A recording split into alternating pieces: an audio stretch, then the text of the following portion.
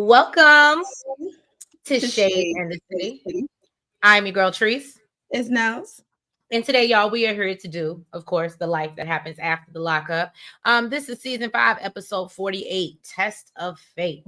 So our Shade Squad and all of our new viewers, which I'm so happy because we are just growing, y'all. And y'all, I'm just saying, if we could get to 2K by the end of the year, I know I might be reaching a little bit, but if we could just get to 2K subscribers by the end of the year, I would really appreciate it. But yeah, y'all, if you haven't already, y'all go ahead and hit that like button. And that subscribe button. And y'all, it's just a strange day in the universe because when I tell y'all, I gotta read for Britney. I gotta read for Britney. And y'all know I never say that. You know, I love me some good Britney, but Or Brittany and Nestle Crunch. mm, we'll get there, y'all. Anyway, let's get into it and let's get shady.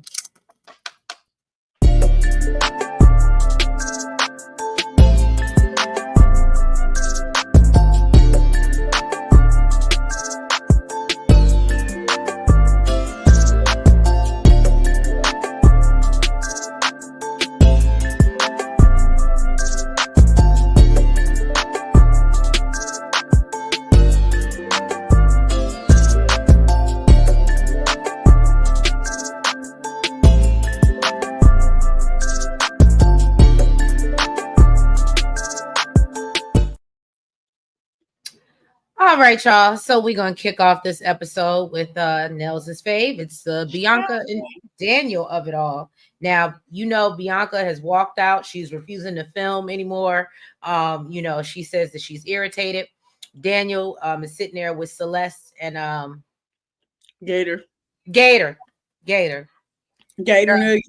If you could have seen my notes, it was Fisher, it was everything but Gator. So Gator's basically they sent Gator's fiance Celeste outside to check on her. Daniel basically didn't even see it as an argument. He said what he said. He ain't ready to get married right now. He don't understand what the big deal is. Now, Bianca basically explains how the engagement conversation triggers her. She feels like she's not being heard. And we know that Gator is inside telling Daniel that he needs to run real fast. But eventually Celeste comes back and they send him out to check on her.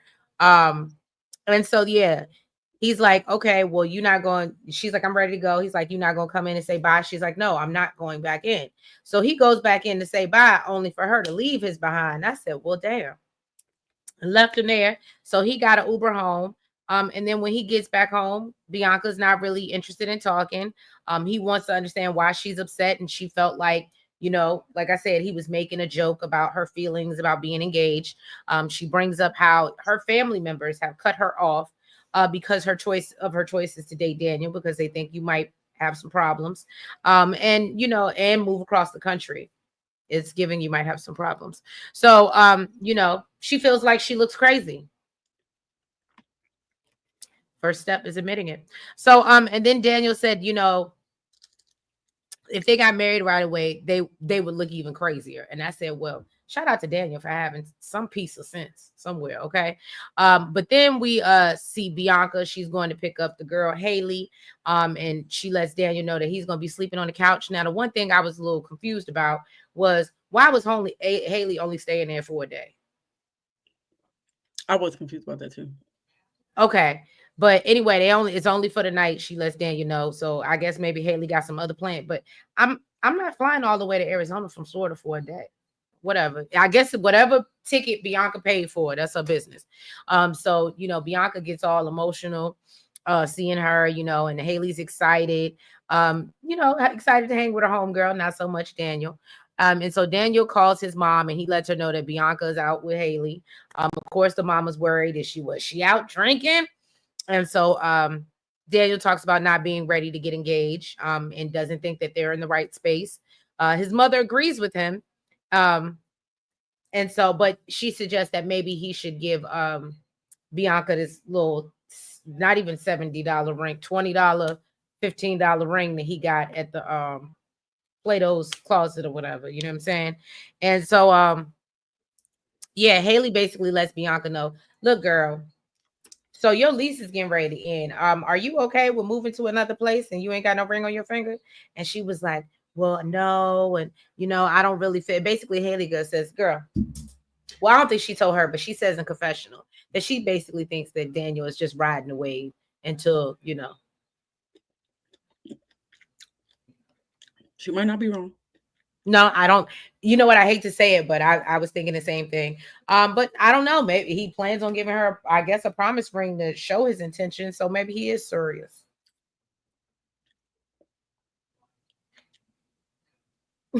Okay. Next is Nell's second favorite. Lord have mercy, Jesus. I feel like I really do feel like, and this is not, I know, okay, this is a low hanging fruit, and I'm sorry. But I really do feel like her skin gets worse every episode. I feel like it's gotten better since it got better since last season, but it's gotten better. I mean, like worse this season as far as what we've seen it. In my opinion. I can't even look into it anymore because I just know it's just bad. It's just all bad. Yeah. So Z and Troy. Like Troy said, this was a shit show. A show. I didn't even realize the time. All right, so Z and Troy are getting ready to go to their community event. When they come outside, they're getting a boot put on the car. So that's another bill that she ain't paid. For unpaid tickets. Okay. Luckily, she had the money to pay it. I don't know where she be getting this money from, but she said her financial person. I'm surprised. But he didn't tell you the budget for rent. He said to put a couple thousand away for a rainy day. I don't know how she can afford a financial person. Some of these banks, they come with them, free of charge, You think it's just a bank person? I ain't gonna disrespect the bank's people, but it's somebody behind the desk at the bank. The same people that make you sign up for credit cards and tell you to be great for you. The same thing. It's all a commission-based situation. Even mess. All right. So she said, this is their first anniversary that they've had, since he's been home. And she's feeling some type of way because he ain't even said happy anniversary yet. Now, he did tell her, he didn't say happy anniversary, but he did say, hey, guess what? We got to pick up Troy and my mama from the train station. But he did let her know Yana wasn't coming, which she's happy about, but she's still upset that Karen's coming. Who did you expect to bring the baby? Nobody, because she didn't want her there. I'm gonna be honest. So I was so happy you had them because the way I was disgusted with her and the way it's sad that now Troy, that I feel like gets worse every episode. Her attitude. But the way, I didn't like it at all. It's disgusting to me, and I just really am looking at Troy sideways because you literally are letting this woman come in between, allowing you to have a relationship with your child. Oh, and I don't know if you watched what I sent you. His mama went live. Oh no, he cussed his mama out and he told his mama to suck his. Well, Yana cut off the baby phone, and he hasn't talked to his daughter. If I was Yana and I watched this, you wouldn't talk to my child either because you're dealing with a woman that you're clearly choosing her over your own child. So how can I trust that when I send my child, even if your mother is there and she was, you know what I mean? So absolutely not. No, I'm sorry. People may disagree. Y'all can tomato in the comments, but no, I'm with Yana on this one.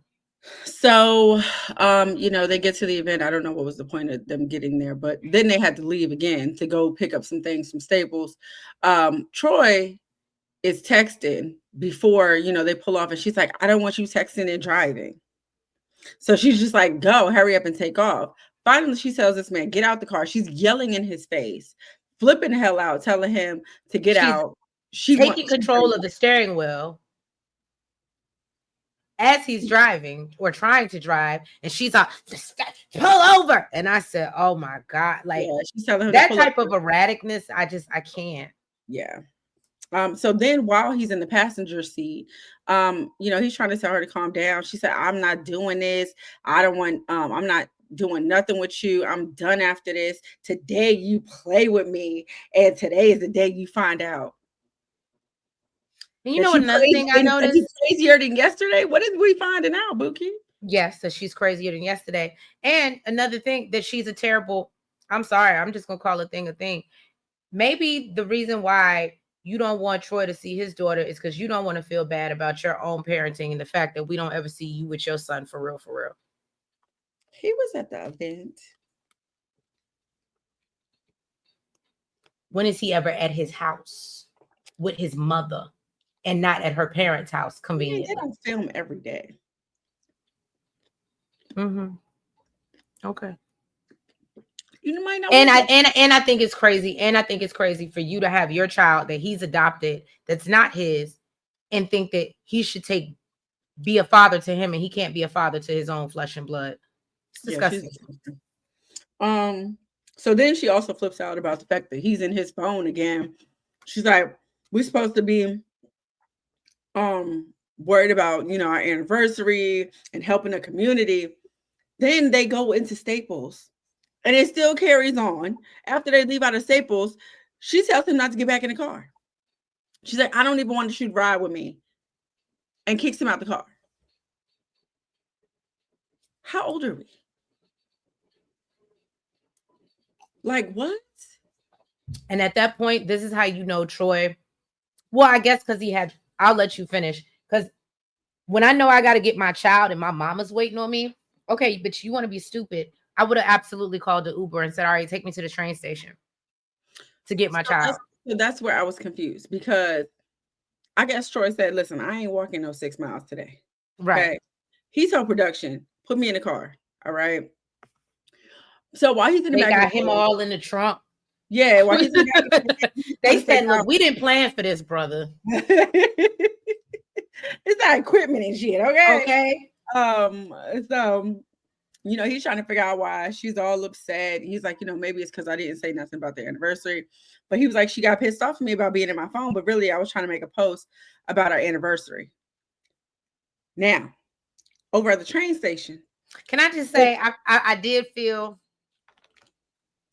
I have been known, maybe back in the day, maybe not recently, but I have been known to go the fuck off only for and almost mess up something that was supposed to be really sweet because I didn't cuss your ass out, a few minutes before, an hour before. So, I give her a little bit of grace. If you ain't say it yet and I'm waiting on you to say it. How long ago was this, Trish? Because that was my point. I said, how old are we? Okay, yeah, that was probably like 10 years ago. I don't do things like that anymore. All right. So over at the train station, he about an hour later pick up his mama and Troy. Okay.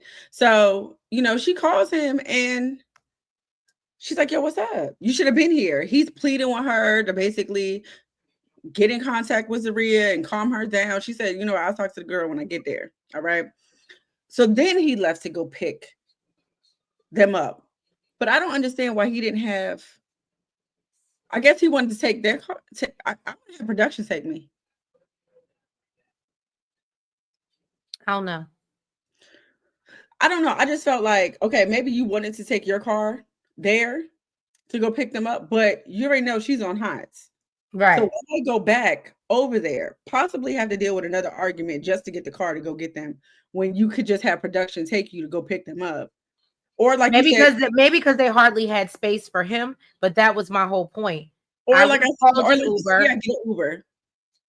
and we would, Well, and if we gonna go at it, then at least they'll be in tow. I know that they're cared for. He might not. He might not have the money for the Uber. She just spent $550 on a boot. No, she has thousands of dollars. Remember? You think he has access to it? Oh, that point. Because that's true. Because then maybe he would have known she wasn't paying any bills for real. But that's just. So his mom basically said, Zeruiah, this is all her, okay? And she said that she's a psychotic. Okay, I ain't 15 minutes in yet. And she actually got emotional. It was kind of different seeing Karen get emotional. I was like, okay. I know. I was like, no, Mama Karen, but I felt her.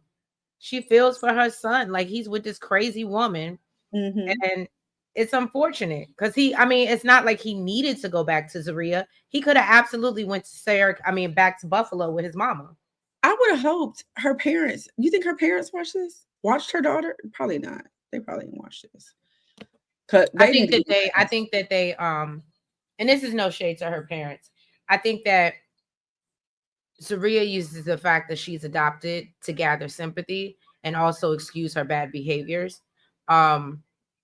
And because she's been through trauma and all that other stuff. So I think that she wants that to be her excuse. So what I'm saying is I don't think her parents really hold her accountable like they should, because they're like, remember that. You don't remember she said she was adopted? No. Yeah. She was like, had a thing growing up because she doesn't look like her mom. And then she reveals that she reached out to her mom. I don't know, her real mom online or whatever the case may be. And her mom was like, it's a closed adoption. Don't hit me up.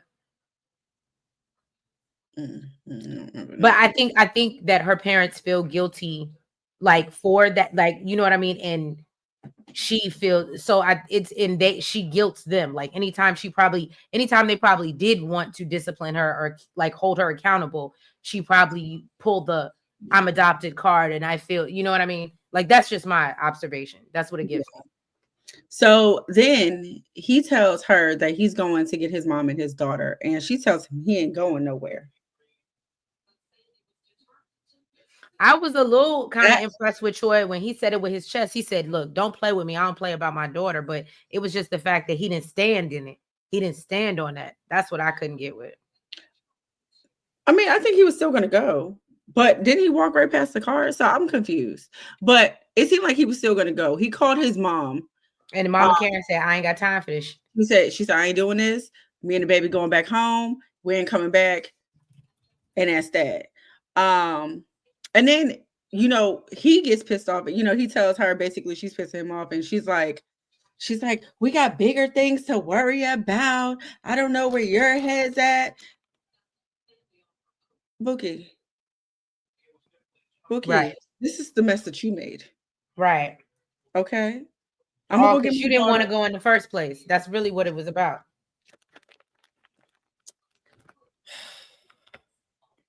But that's who he chose.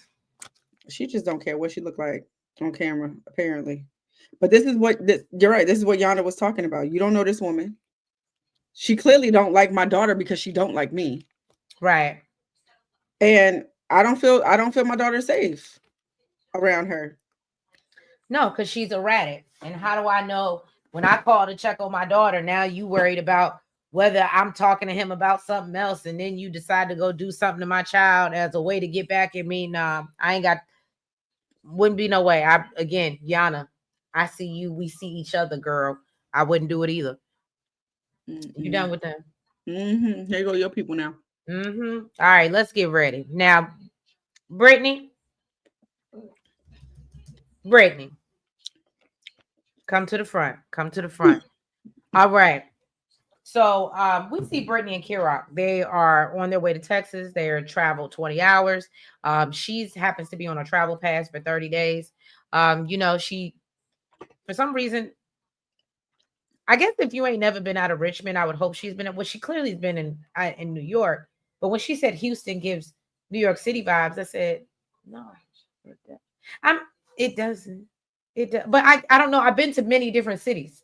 And it did. Maybe talking about the tall buildings, because I didn't know what you were talking about either. Okay, and can I tell you, the buildings ain't that tall. It ain't, like, it's really not. It definitely is nowhere. Anyway, so maybe I'm wrong. Y'all can disagree in the comments. Britney feels like this is their growing point in their engagement. Her cousin has helped Kerok get an HVAC job, so that's who he's working for. And Kerok basically said that they've been living off his savings. Working with.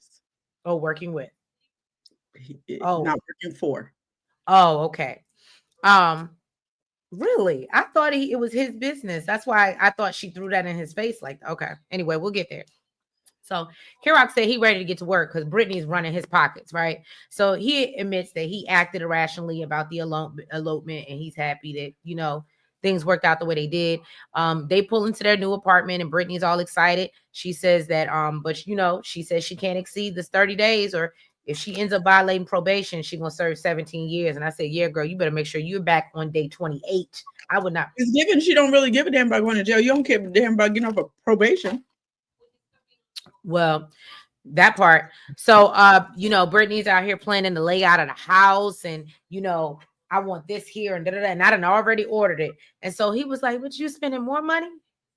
You spending more? And she's like, can you just be grateful for the fact that no one else who's gotten out of prison has done it this fast? And I said, probably because they were trying to do it, it sent them back to prison, Brittany. Because you got to find a way to get this money. I am grateful, and I don't want to blow it this fast. Right. So then we see Miss Tammy come over to visit Kerok and Britney. She says that it rains all the time in Houston, which I'm gonna be honest, every time that I've been there, it's like Florida. I don't say it rains. It doesn't rain all day, but it does rain for at least an hour, and then that's like, the sun comes back out, whatever. Maybe it was the time of season I was there. I don't know. But they all happy to be back together. She said that she's happy they didn't do the elopement either because she wants to be a part of it and thinks that they deserve a big wedding. I said, look at Mama Tammy. I love it. So Brittany is going over to plan the house while Kerok talks to his mom's boyfriend, Ocean, about how much he spent on this move so far. And Kerok says he spent about $15K. Okay. Now, Tammy says she likes Brittany. I love, she went into it very mindful. I love that. I said, go ahead, Miss Tammy. She worked her way in. Very demure. Like she said, Brittany, I really like all your ideas and everything that you want to do, but boo, that's gonna take a 2-person income. Okay.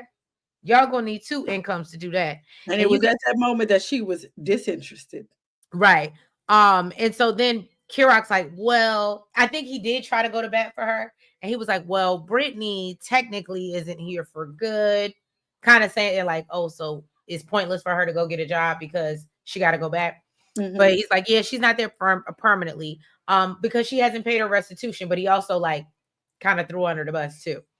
So she thinks that, you know, she should be able to pay it down as she chooses. And so production, this was the part I said, Brittany, you are showing your age and maturity level.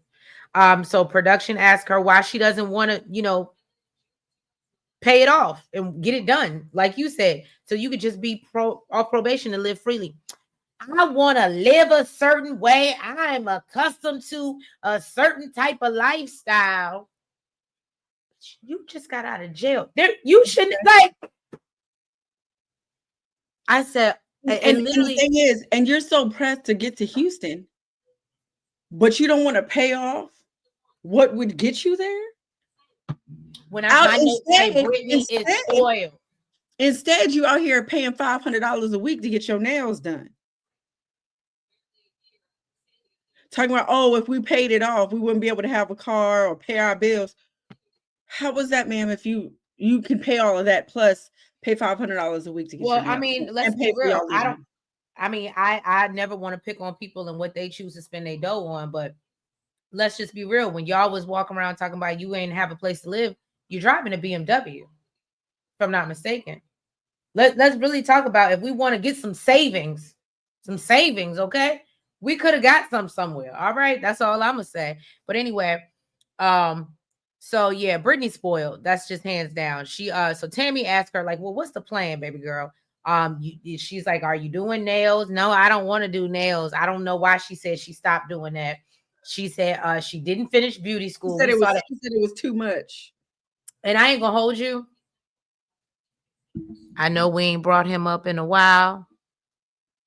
But now I'm starting to look at EB like, well, what were you doing this whole time, Brittany? Because you won't at the school. You won't. What were you doing? I'm just saying. I hate to bring up the past and all, but we see EB went missing anyway. So yeah, Tammy says that, look, girl, you need to go get a job. Okay. Brittany feels like she doesn't need to work right now and they're still financially okay. And then of course she looks over, we're good, right? And Kerok just sitting there. And I said, can you not read? Like, if I'm a viewer, I'm not even with that man. I don't have soul ties with this person. and I can see that he's not comfortable. How can you not sense you that? know what he gave? He's tired of arguing about it. Right. And the answer that he gave was that's what she want to hear. And he's tired of arguing about it. So Ocean tells her that her wants overpower her needs, and she basically needs to make a plan. And I said, hey, if that ain't some old good wisdom for you. So Kerok talks about how tired he is because he's getting prepared for his first day of work the next day. Britney is getting all defensive because she feels like he's not helping her clean. And this is when I said, Britney. So you don't want to work and you don't want to keep up the house? And I'm sorry, y'all may disagree. Tomato, feel free. But you got to do something and not complain about it. It was the I want you to help me clean, but I'm not going to help you work for me. That's it. I was like, I said the audacity. And then she can, and that's why I said that's why you feel so defensive, because you know if you're not doing anything, and I'm gonna keep it real and personal. During COVID, when everybody lost their jobs, guess the one thing I wasn't in my man's behind about? Cleaning, cooking. Because guess what? I needed to do something. What else was I doing?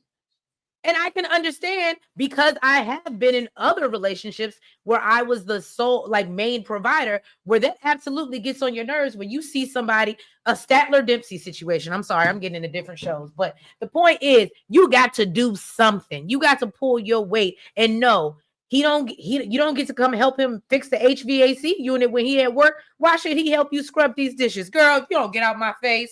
I was so upset with Britney. Basically, she throws in his face. Well, my cousin, that's why I was selling nails earlier. She was like, oh, well, my cousin got you the job, or, helped you get the job. And he was like, no, my credentials got me this job. Why? Because I finished the program that I was supposed to be in. Just like you could get a job, Britney, but you don't want to finish anything that would help advance you and get you to the next level. And then for her to sit in the confessional and say, well, I'll wait for a job where I feel like I have interest in and it's going to pay me well.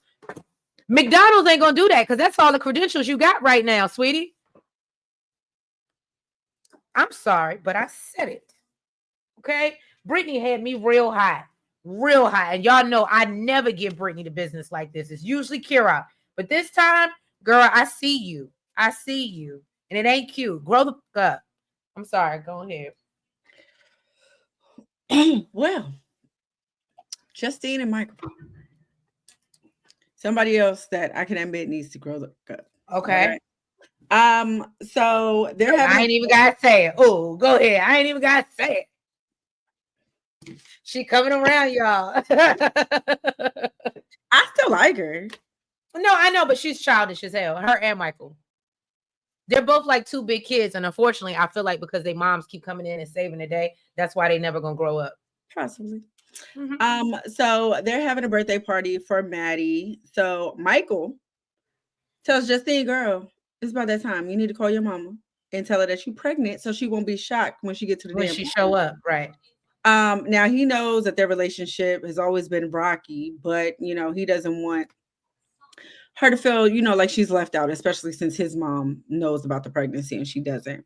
So she did. She called her mom on FaceTime and let her know, she's got a lot going on. And, also after Maddie's party, literally the day after Maddie's party, I'm going to be having another baby. Her mom said, what? She said, tell me you playing with me. She said, what? Run it back? Yeah.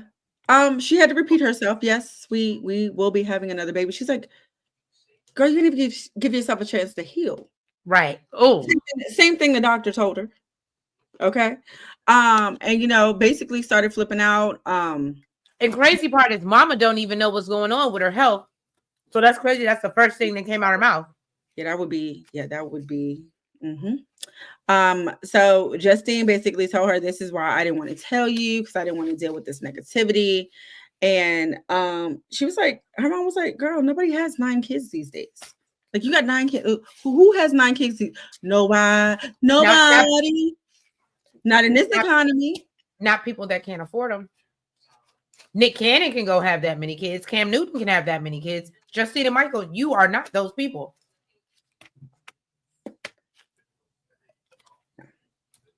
So then she sees Mike in the background. She kind of flipped out on him a little bit too. And he was like, I felt like this was a sign from God, and he felt the need to leave it in God's hands. I don't know what about that triggered her.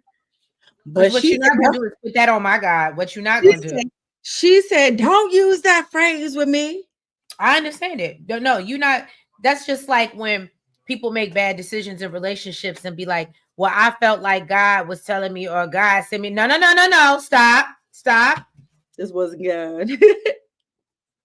That one God, girl. God allows you to make your own. He gives you free will. That's what he will do, and let you walk down the path of stupidness on your own.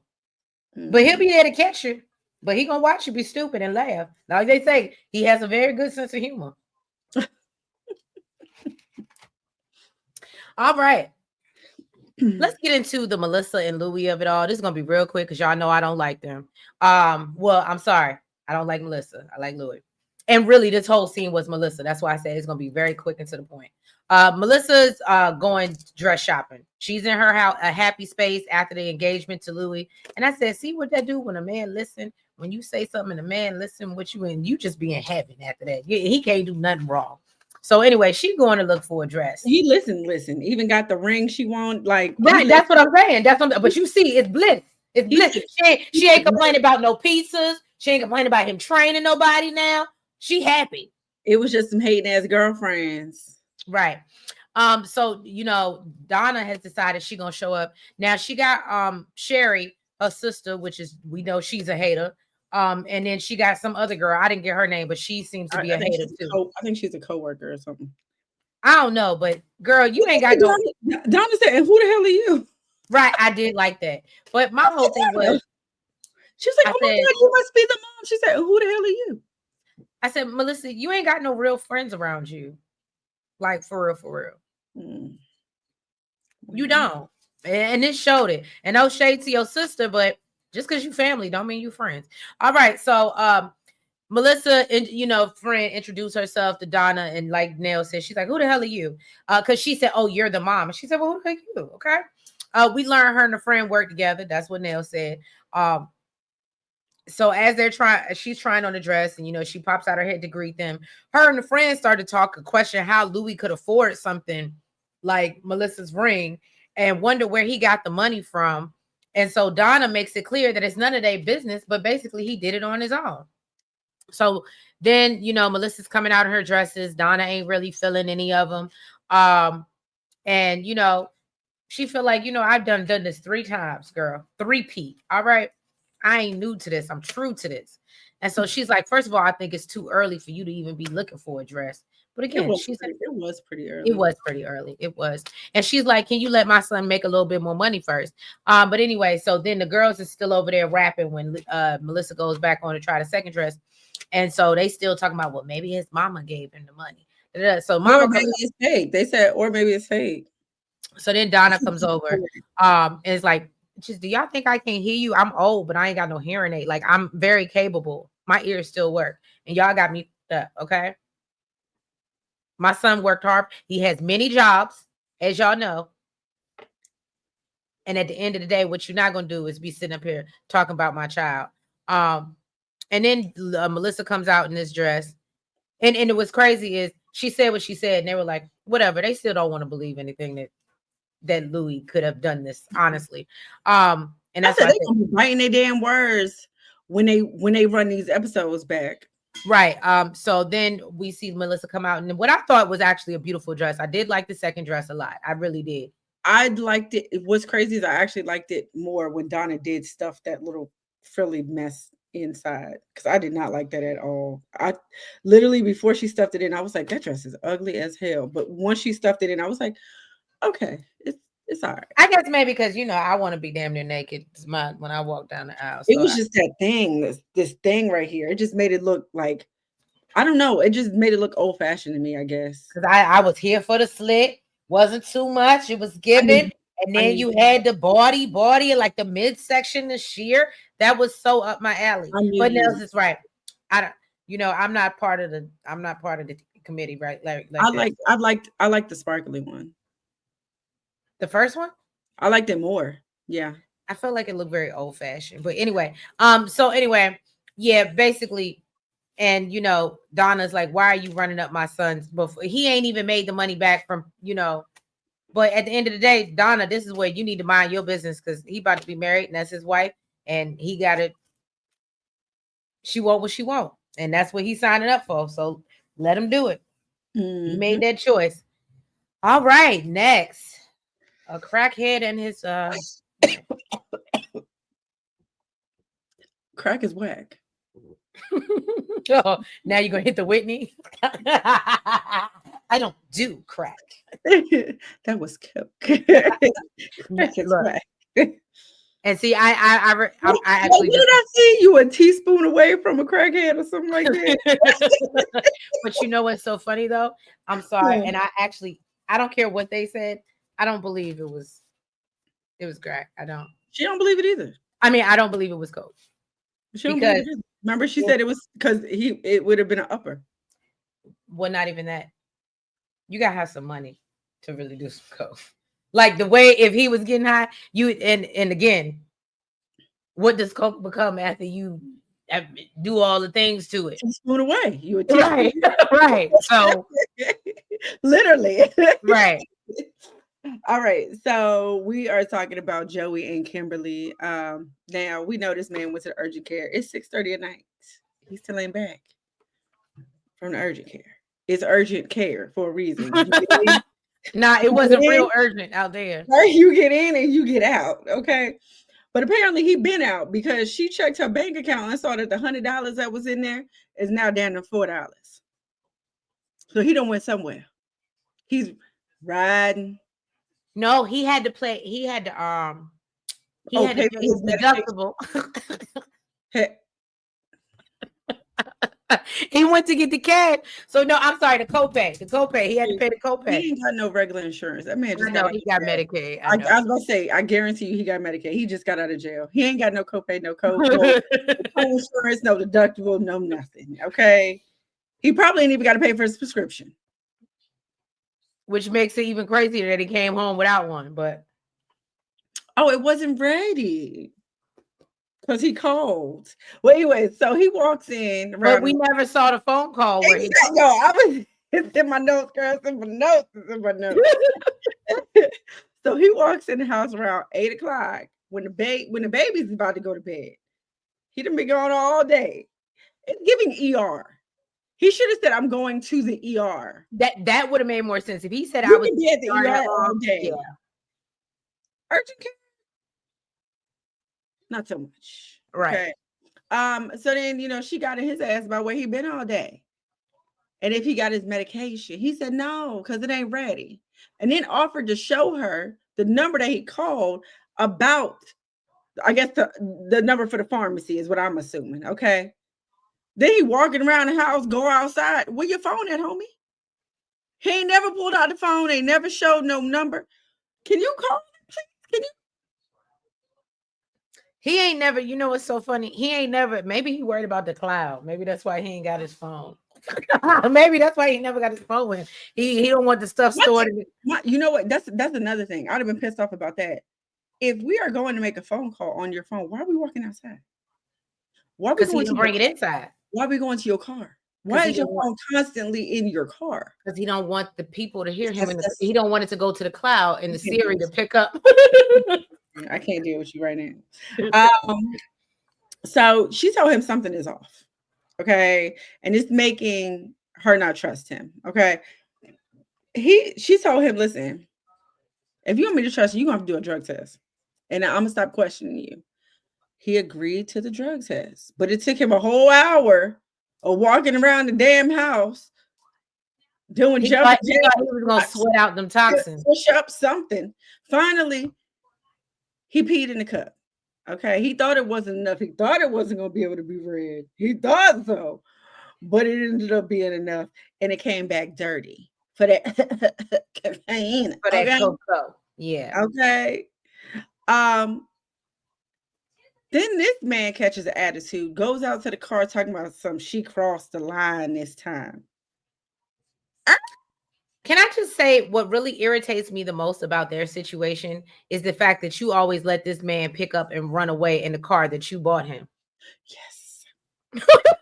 Like that really irritates me every time he does it. I'm just like, and with the way, I don't know about y'all, but with the way stuff work nowadays and sensors and stuff like that, if they can come and GPS your car to come repo it, there has to be the way they can shut that down. I just don't understand why you wanted another child. I'm just confused. Because that was her sweetheart, and that was the man she let, you know. One thing I got to give Melissa. Melissa said, listen, I've been on that thing since school. Okay. I've been Louie daydreaming. is actually like came out and was decent. I've been daydreaming about that thing since school. But what I ain't gonna do is take care of your ass. I've got things I need. But what's so sad is Kim has had him before, even when her cousin was with him, and he still wasn't nothing. So why did you think he was gonna be something when he got out? Well, also he knew that she was low hanging fruit because I'm dating your cousin and you still messing with me. Well, and she was messing with him while she was married, or was supposed to be married, or whatever. So that fruit touching the ground, child. Well, not anyways, that low hanging. it's dragging. It's rotten. You know how when it gets to the ground, It'll be rotten. It got that's bad. That's girl. real bad. But then so he tried to say the test was BS. The test is lying, not him.